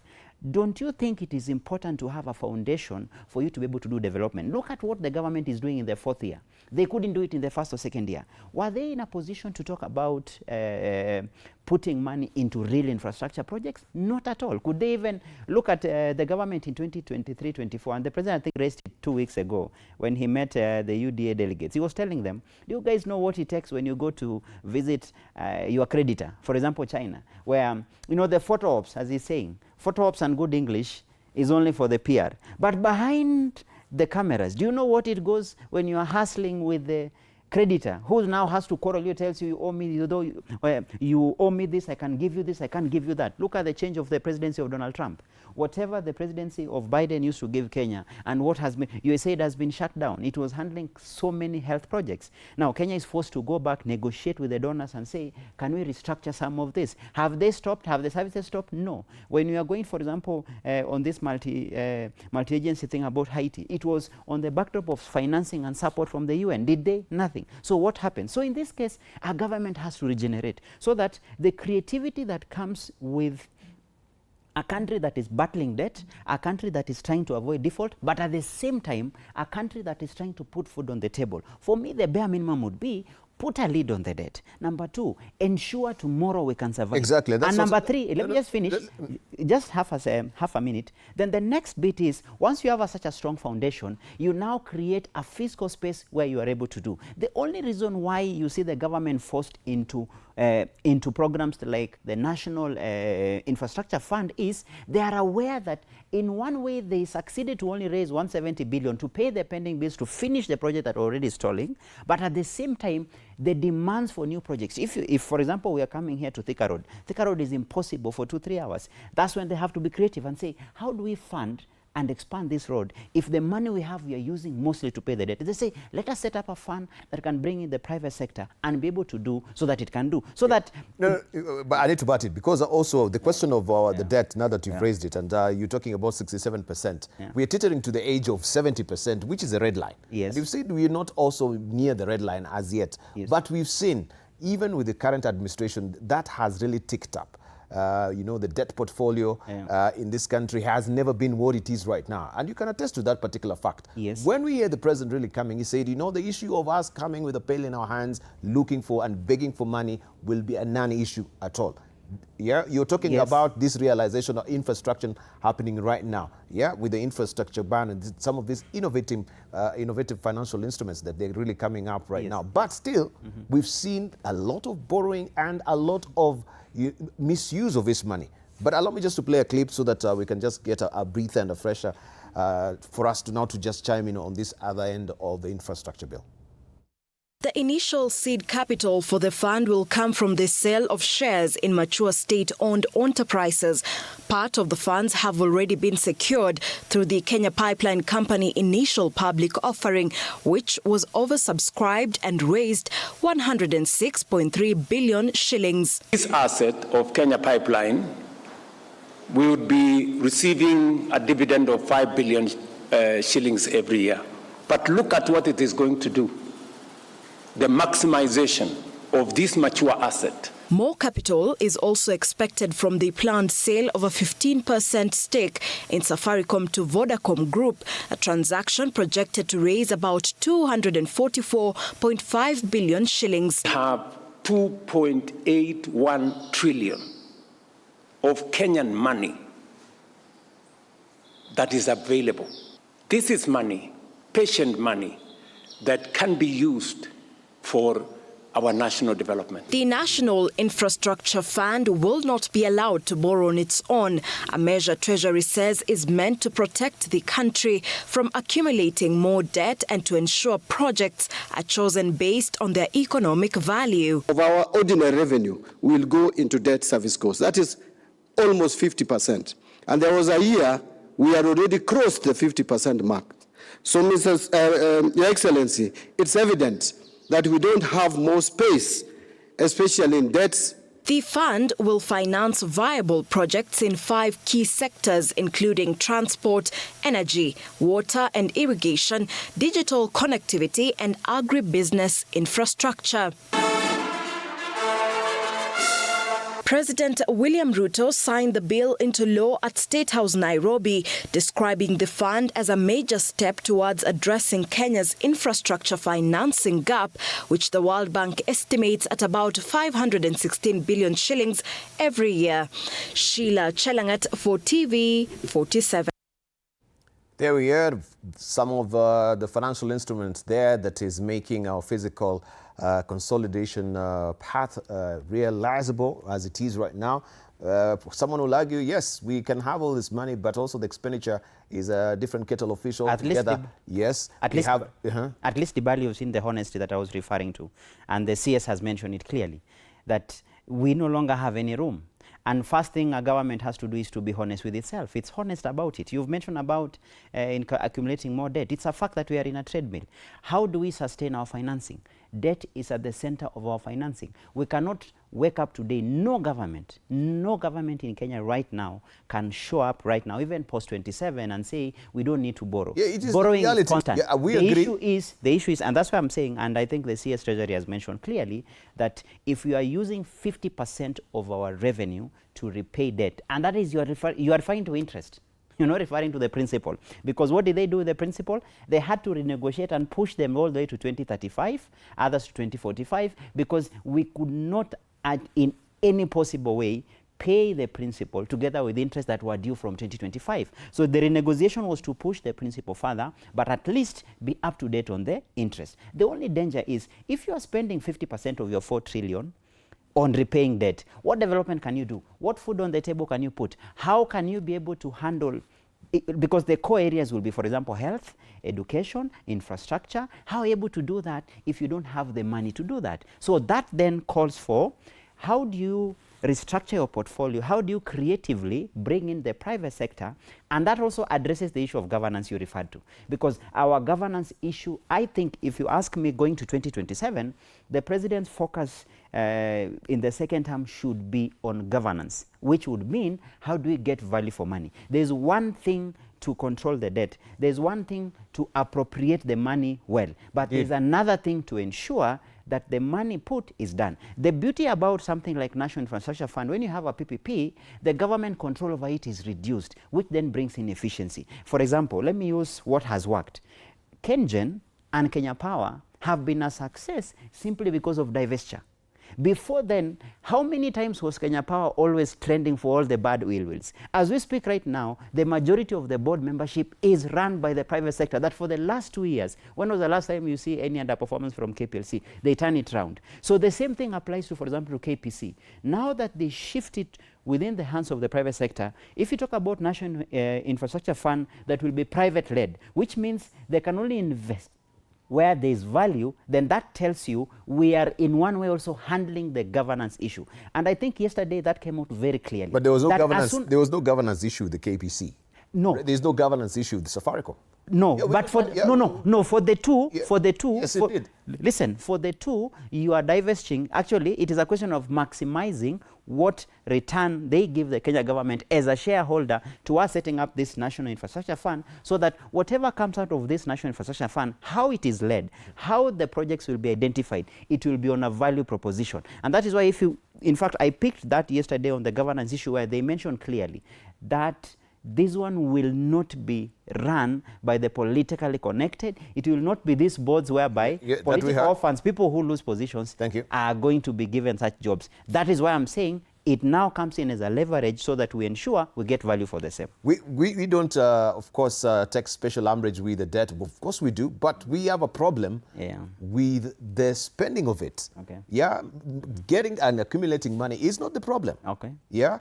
We've seen the budget policy statement. Yes. A lot of, you're talking about, where will we have a headroom also to borrow other money? We need to be very creative in how we are getting financial instruments at the end of the day. But the question is, even when we get all this money, it is going to recurrent expenditure, right? More than what should be allocated to even development. Health is recurrent. If you look, 30% health. Let's hear from... I think I'll answer that after she's gone. But the recurrent is also the renovation of state education house. Is health. Education and health are the major. Actually, because if you go to the figures, health and education. That is where I was going to. Renovation of state house, building of very many state lodges that are unnecessary. You ask yourself, what is the point of all these state lodges? When previous presidents have survived in power without necessarily needing the state lodges and constantly renovating State House after every 3 months, you wonder what is it that is being renovated about State House. In fact, the way it has been renovated right now, it has lost its original value. You know, the value of it being a historic... a relic, a heritage site, you know. You ask yourself this, and I've had the president who, at the launch of the National Infrastructure Fund, he seems to be banking a lot on the Safaricom deal, which is currently being contested in court by Kenyans who have gone to court and they've said this is unconstitutional, who have gone to court and they've said where is the participation of Kenyans in this, what is the maximum value, are Kenyans going to get the maximum value out of this particular deal? So you ask yourself, if it falls through, what will happen? Because it seems like that is where they're banking, it's like the backdrop of this whole National Infrastructure Fund. If it falls through in the court system, what happens? And again, I asked earlier, is it that our government lacks legal advisors, or what is it? Because clearly the Safaricom deal was something that somebody with basic legal education should have known that this is unconstitutional. And again, and I think this headstrongness that government goes with to deals and to new projects and new ideas they come up with, in as much to the point where they don't care necessarily what the law says, what the constitution says, what our structures and systems of governance say, is something that really needs to be addressed. Earlier on when he was speaking, I heard him saying that Kenya has not been forced to come up with, to undertake IMF programs, you know, restructuring programs that would have affected us greatly. He forgets that the Gen Z protests were actually part of the backdrop of the Gen Z protests, was part of it was addressing the issue of finance, of the issue of IMF. And it's because of the Gen Z protests that Kenyans no longer had now to undertake this particular structural reforms that IMF was trying to force upon us. But had we not had the Gen Z protests, we would be struggling right now under the reforms of IMF, and we would have so many Kenyans who would have lost jobs, because one of the requirements of the IMF was that, you know, people would have to be laid off in a way to be able to manage the debt that we do have as a country. So I think, again, there's a lot of thinking and reasoning that needs to go behind what the government does. There's and a lot the privatization is not really stimulated by the IMF and the Bretton Woods institutions, as it were. Yeah. The IMF has a... Yeah, you'll come to it. Okay, I was just putting, you know, spanning the works as well. Yes, I think, as I was saying, that these conversations around financing, around debt, around the economy need to be reduced into language that is understood by Kenyans, so that we don't just sit here, we are blabbering big words and big English, when Kenyans, at the end of the day, all they care about, by the way, right now, go and talk to Mama Mboga out here, go and talk to a boda person out here, the very people that this government came into power to protect or to assist. Ask them what matters to you at the end of the day when it comes to the Kenyan economy. They don't care about the Bretton Woods institutions. They don't care about this National Infrastructure Fund. All they care about is that at the end of the day, will I have made money in my pocket enough to be able to pay school fees, enough that if I get a sickness in my family, to take care of it, enough to be able to take care of my day-to-day needs, enough to even save some for a rainy day. That is all that matters to them. These very many things we keep talking about does not matter at all. And by the way, remember, when this government came to power, one of the reasons why they were able to convince a majority of people to vote for them was because they really simplified their language when they were talking to Kenyans. They made it look like all the Kenyans should care about was money in their pockets. And then right now we are sitting here and we are saying it's not about money in the pockets, it's about the stabilization of the economy, it's about making sure our debt is this and that. And yet when you entered into power, you said, at the end of the day, all we care about is you having money in your pocket. Pesa mfukoni. I remember Musalia Mudavadi very well saying, pesa mfukoni. That was his rallying call. Yes. Yeah, it was his rallying call during the elections. But right now, the Kenyan citizen, if asked, uko na pesa mfukoni, the answer will be absolutely no. I think, Dibal, inaction is too much a price to pay for governance, and there's no room for inaction. Any government that is in place, or any political leader or any leader seeks to be in office, one of the major things you have to wake up to reality to is that inaction is not an option. At whatever cost, you must be consequential, and you must try things, and you have to do things to work. So I want to give that as a backdrop to understand the false dichotomy that comes in terms of what was the promise and what has been delivered. One of the simple things that governance comes with, it's not an easy job. When you are talking about management of public funds and offering solutions to the citizens, I tell you, Dibal, in my small experience sitting in government, whatever I thought about government, and after serving, for example, in a county government, I came to appreciate the rigors that comes with governance. Things are not as easy as they appear. Number two, when you talk about a solution, it is a long arc for you to get to the solution. When it comes to public governance, it's a long arc. So for example, it is true Mama Mboga has to be considered. The person paying fees has to be considered. And I wanted to answer that issue about why are we spending most of our money in service. I never knew about it until I went through a government budget document. When I was a speaker, when you were passing for the Nandi County budget, I came to realize when you talk about service or when you talk about recurrent, I realized the core goes to health. That is almost 30%. Health carries a significant value because health is not more or less heavy on development, it's more on the service. Number two, education. And for the national government budget, the single biggest ticket in our budget document is education. For you to do the subsidized education from the primary to high school, by the time you see government even trying to come up with a university funding model, is because most of the money is scooped up by the primary, secondary, and the tertiary institutions that are not per se university. And that's why you could see them trying to say, how different can we do? And if you look at that budget based on how much we spend on service, it takes away the conversation around why do we spend more on what we call recurrent. Number two, I was privileged to sit in a committee way back in 2015 that did what we call socio-economic audit of the Constitution. And we wanted to answer one question. Is our Constitution too expensive to maintain? For one, if you don't go to the details, and this now for the benefit of the public so that we cascade down, we don't appear to be elitist. If you look at our money if you say that governance is expensive, then we would not be having devolved system. We would retain the national government. Then we ask ourselves, have the devolved system bring money back to the people? Are we seeing for the first time projects and programs run at the county level? We can talk about some counties not doing, some doing some, but at the end of the day, are we seeing programs, projects run up to down? That answers the question that governance, whatever we consider expensive, it is based on what we expect. Lastly, if you now come to the governance, because I want to answer this question of the gap that exists between what was promised in terms of money in the pocket. First thing first, I don't think it is in the interest of the Mama Mboga, or Mama Mboga would understand clearly the level, the governance or the debt level we had and the danger we faced if we defaulted. So that you had a government struggling in 2022-23, and that if you look at the budget estimates of this government, 22-23, 23-24, there was a struggle to balance the two, whereby there's an aspiration to put in money, and that's why Hustler Fund was a major ask at the first instance, because they say, as we try to deal with the structural problem of our money issue, let us in the meantime inject something. And for me, the reason I say inaction is not an option is that whatever that can be done that can work, we tried. Hustler Fund started. It did what it did. It may not have achieved 100% what it was supposed to achieve. Have you seen a regeneration of ideas? Yes. Are we not seeing now the money that is being distributed for the youth groups at the moment? Because it's a carryover of, if this didn't work perfectly. But was it a dismal failure? Not a dismal failure, average. I'll call it average. You can't call it average. I'll call it average. And we've seen also with we've not is 50% a fail? No, it was not a 50% failure. I'll give it a 50%. Ask me why I'm giving it a 50%. That is your own estimation. That is my opinion. Why do I give it a 50%? The 50% is on the base that this was a case of trying to cut the overdependence on this lending apps that are giving 200, 300, 400, 500.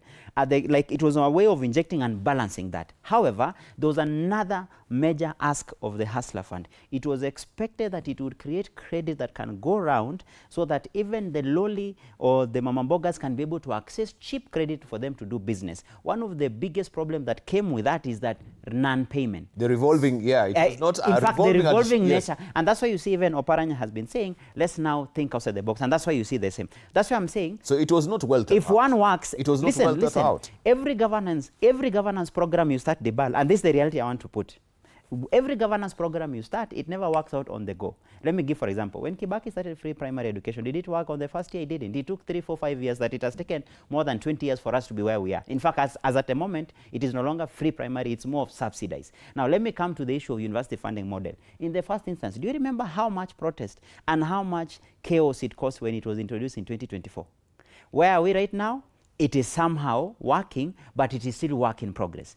If you look at SHA, do you remember its launch, how chaotic it was? Do you remember how hospitals were closing? Like, in fact, I even empathize. It actually cost the job of the former CS Nakumicha. It was chaotic the first 2 years, because it has been 2 years since the SHA was launched, the transition from NHIF. But are we still talking of the same problems? No. Now, no. We're talking about pending bills. Even with the universities that the government has not remitted. Actually, the pending bills. Now, in fact, you've taken a lot of students to the private institutions. You've actually raised, and you've not even paid that particular. You've raised a good point. As at the time the university funding model was starting, are you aware that the universities were collapsing under the weight of such debts? But as we speak right now, the universities are breathing, but there's still some pending bill up to 30%, which for the last 1 year, that's why I'm saying inaction is not an option. You have to start. One thing I want to credit any person who is in government, whether an MP, whether a governor, whether a president, is one thing. It is always easy on paper when you want to launch something.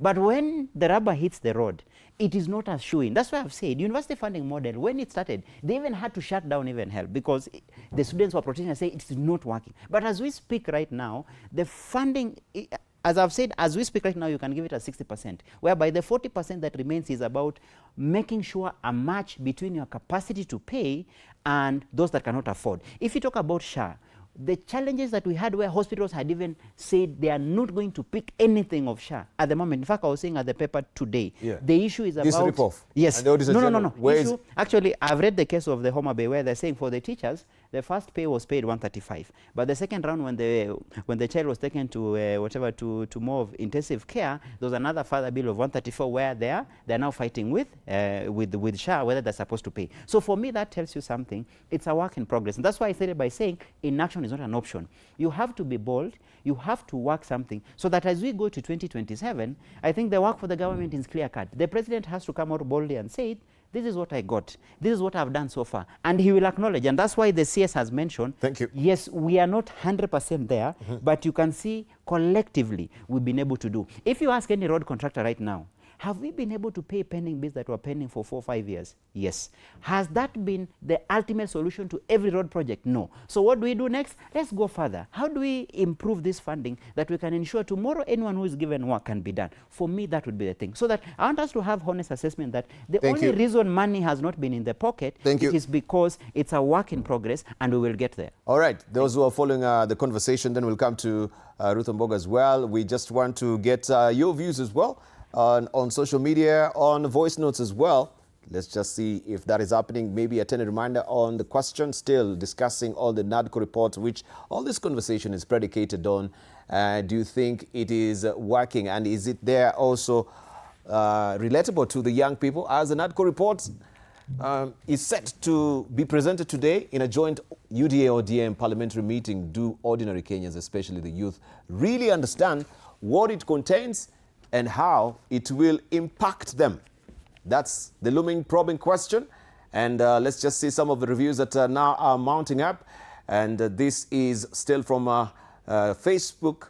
John Mwangi from Nyeri. Most Kenyans only hear about it through political rallies. If today United Democratic Alliance and Orange Democratic Movement are meeting, they should first tell Wananchi what exactly is inside that report. Right? That is, the consumption of it is not very good, according to the young people. Many youths don't understand it because nobody has broken it down for us. So all we hear are political accusations. So that is going way over their head, and that is Sharon Achieng from Nairobi. Let's see what we have also from David Mutua from Machakos. Kenyans understand the impact when policies touch their pockets. Leaders should stop politics and explain how the report will change our lives. That is David Mutua. Still, the issue of sensitization that we can see has been looming largely, even from the previous comments that we had. Ruth, yes, you've heard from Joshua Kipto starkly, putting his case on how we've had all these initiatives from government really shaking into place, working. That has not been mostly informed to the public, just as the NADCO report is not really informed to the benefit and the consumption of the young people to understand it fully. I wonder what will be your rebuttal. Well, he's dealt with a lot of issues, yeah? But what interests me the most is the SHA issue, where he says that, when SHA was beginning, there were problems, hospitals were shutting down, and that is no longer the issue right now. But we have a bigger issue. In fact, at the front line of the headline of Daily Nation, we are talking about a 50 billion SHA ripoff. Anytime billions are mentioned in this country, we take it so lightly. I don't know if we know the value of 1 billion Kenya shillings. For us to even understand the value of 50 billion Kenya shillings ripoff, where hospitals are reporting that a person has been operated on surgery done on a person 4 times. I think that's what this Daily Nation is saying. Within one day, one person has been operated on 4 times by the same doctors. You're hearing stories of a mother giving birth 10 times in 1 year, as if that is something that is possible. So we are talking about scandals that, even if, in as much as we'd want to say the teething problems of SHA at the beginning are no longer there, we are now even facing bigger problems that need to be dealt with that are affecting ordinary mwananchi. I'm hearing him saying that, universities, before the funding model came, universities were at the brink of collapsing, and now that the universities are stable. But at the end of the day, a parent who is paying school fees is asking himself, during the Uhuru Kenyatta regime, I could afford school fees. Now I can't. For us as Kenyans, it boils down to the simple questions of, can I afford it?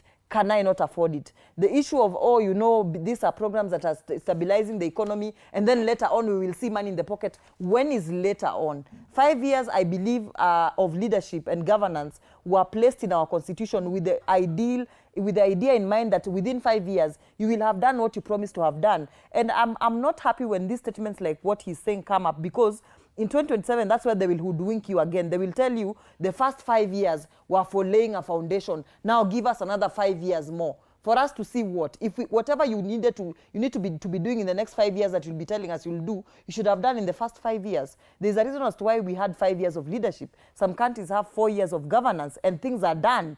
In those 4 years, you hear presidents talking about reforms that have changed the livelihoods of the people. Look at Obama during his first 4 years of administration. A lot was achieved and accomplished that could be laid down to paper, and you'd say A, B, C, D, F, G, H. He never came back to the people and told them, you know what, these first 4 years are for me to lay a foundation, so give me another 4 years for me to perform. He was given another 4 years because on the first 4 years, he actually performed. So I think the government is trying to sell us a story right now through people like Wakili here. Slowly by slowly, you'll be hearing more of them telling us, you know, we were just laying a foundation for university. Now, after that, university will be affordable. We were just laying a foundation for SHA. Now, you no longer hear of the 50 billion conversations about scandals of 50 billion Kenya shillings. And by the way, in my opinion, I believe that there's a lot more corruption that is going on in this government that has just not been exposed. And I wish we could have more whistleblowers like in the Uhuru Kenyatta administration. In as much as this government would like to paint the Uhuru Kenyatta administration as one of the most corrupt administrations, you know, sometimes you can be painted as one of the most corrupt because there are systems in place for us to expose the corruption. So I wonder if now 50 billion is coming out right now, how much more of corruption scandals are we yet to experience, or are we yet to be told about, that we are waiting to hear about, you know. So I really wish that before 2027, we can have more of exposés about what is happening in this government. Because the only way you can explain why an ordinary mwananchi in a government that is supposedly thriving is not doing well as compared to the economy that is supposedly doing well, the only way to explain it is that there is massive corruption ongoing. Because if there's nothing else to explain, if there's nothing else to tell us by government, if government can't tell us why we cannot afford to live life as we used to afford to live it in the past, then the only way to explain it is that there is massive corruption that nobody is talking about, that we hope comes to light. On the issue of NADCO, by the way, the only reason why I would tell you that Kenyans don't even know what is in it for them is because there really isn't anything in it for them. If there was something in it for them, they would take an interest. You know, you only take an interest where your interests are addressed. You take an interest to know that, okay, fine, there's a NADCO report, a 10-point agenda report that is here, and I've heard this and this being said that will benefit me as a citizen. The fact that citizens don't know much about it should tell you that there really isn't anything there for the mwananchi. It is just a political document, like I said, that is meant to facilitate two people coming together, and they have already come together. So they don't even need any further justification to continue being together. They should just agree and tell us, we came up with a document to justify why we are coming back together, or why we are coming together and joining forces, and we have now joined forces, and therefore the document makes no sense. There's no need to drag this thing into 2027, because if it was a 10-point agenda that ought to have been achieved in 2024, 2025, why hasn't it been achieved till this particular point? I think the just a moment, because I think that particular question of this NADCO report being a political document is very key. And this was largely predicated on, you know, the ascension of Raila Odinga from where he was as from Azimio into the broad-based government. Now that he is not there, and we've heard even Edwin Sifuna saying we are not coming to actually attend this meeting today. He will be a no-show. And he is a very critical also, you know, person to be in. We saw him reading that particular statement during, you know, the shaking of hand, the signing of it. I wanted just to ask you, Raila is not here. So what is the rhyme or reason of having this particular NADCO report? Because this was really fashioned to actually accommodate him into government.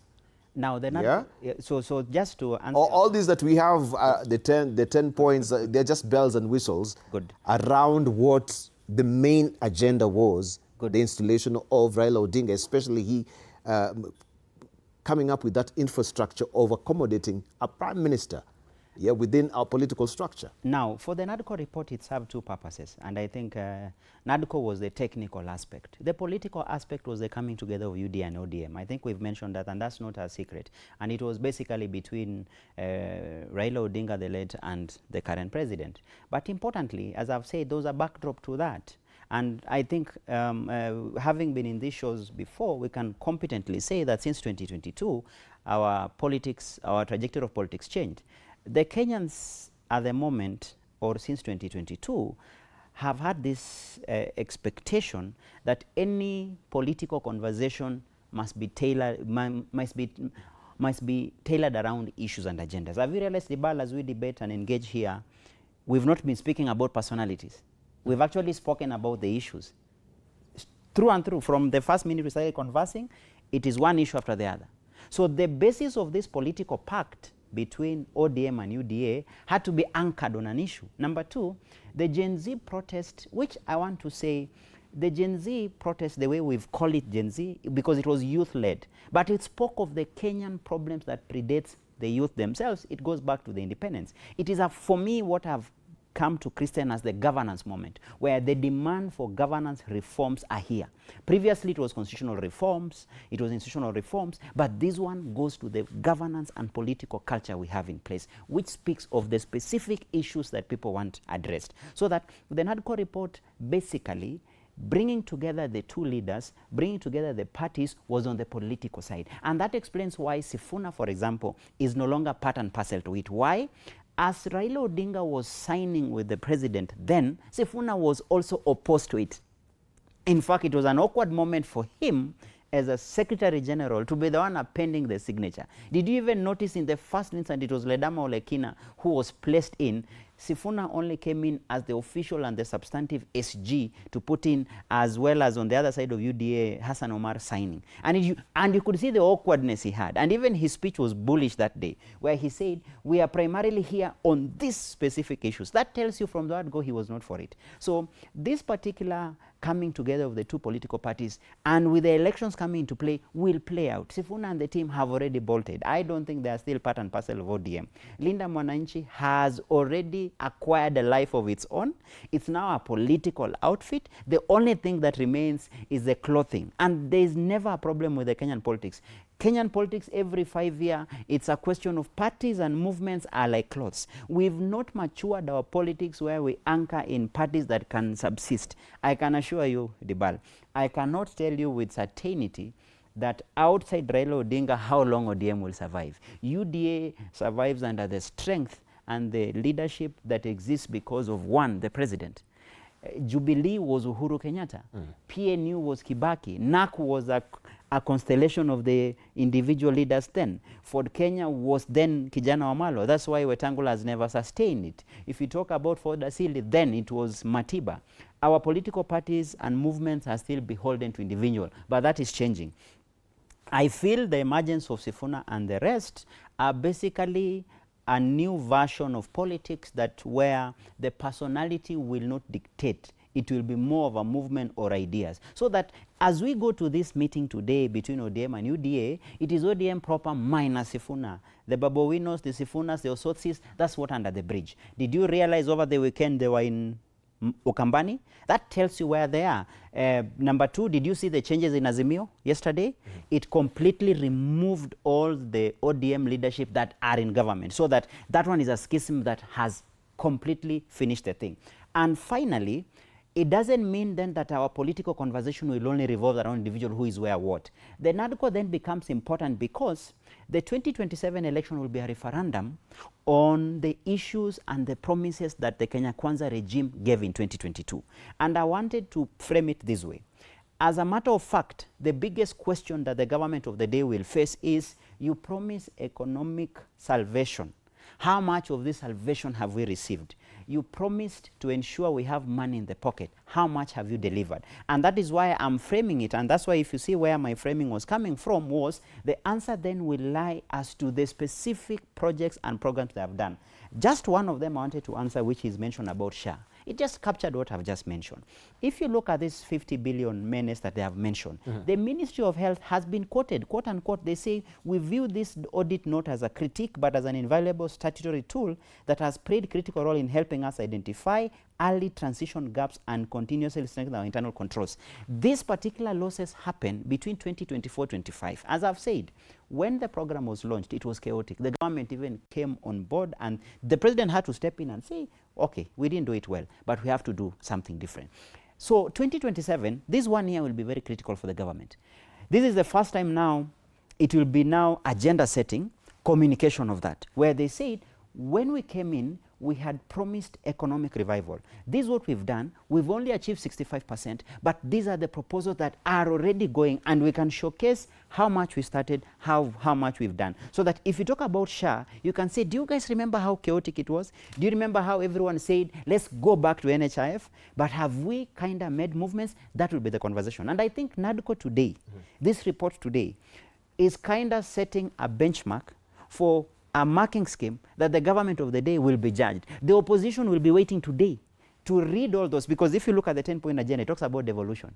The opposition will be waiting to hear, hey, what have you done about devolution? Government on one part will say, we have tripled or we have done more funding to the devolved system, we've given more responsibilities and functions to the whatever to the county governments, and we've strengthened devolution. Opposition will say, is that enough? Has that created a solution? They'll say, for example, we talked about economic revival. We talk about trying to ensure things work well. So the how much have we done? So the NADCO report for me today is basically the agenda setting issues that will dictate how the conversation the next 6 months will be between government and opposition. This memorandum of understanding, according to the Secretary General and that particular faction, has expired.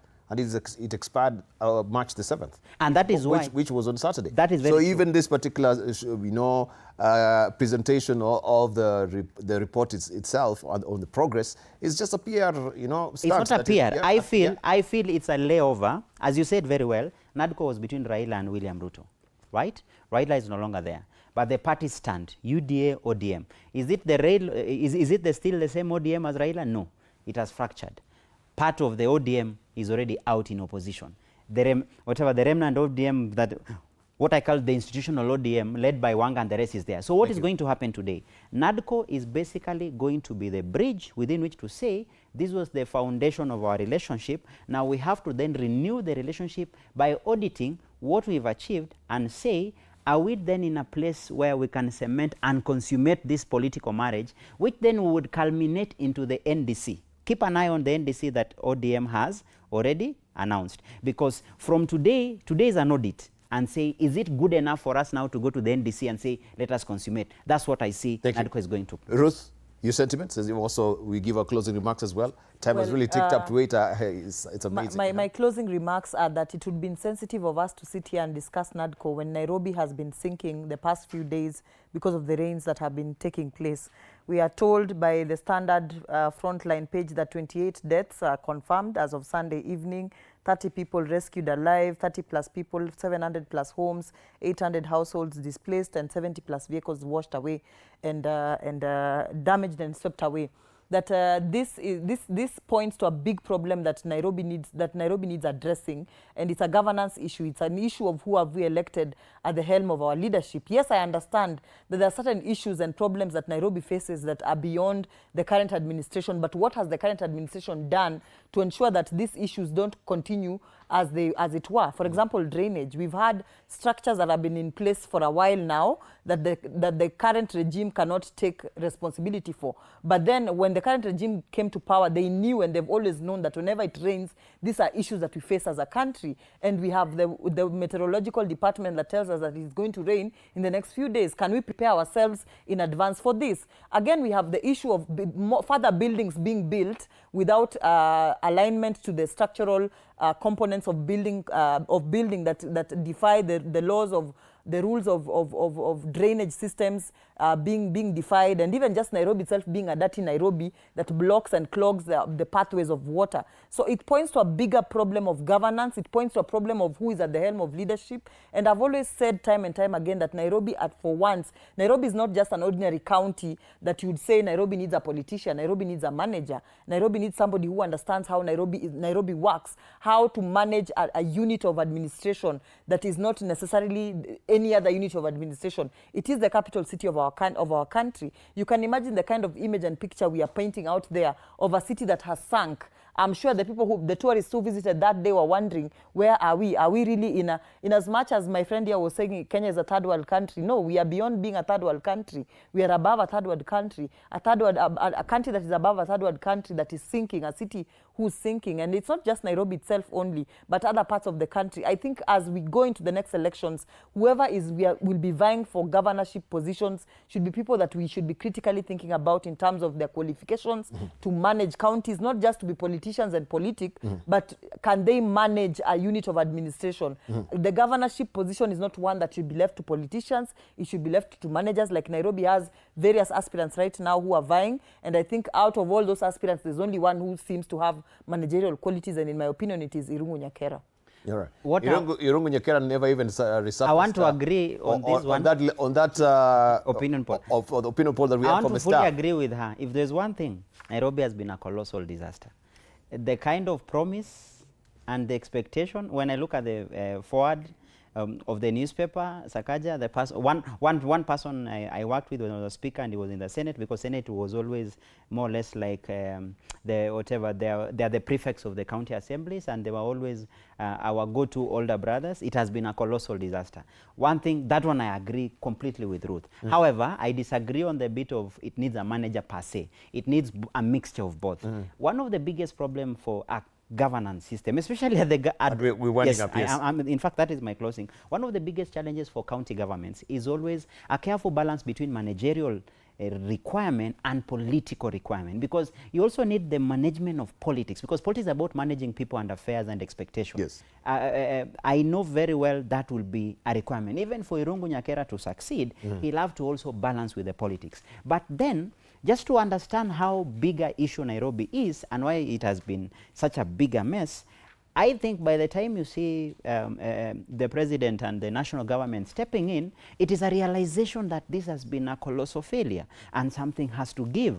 And I'm just sad to say, being a resident of Nairobi, this was not the expectation. Thank you. The expectation was better. However, I will not throw the baby on the bathwater and say county governments and devolution doesn't work. It still works. There's room for the same.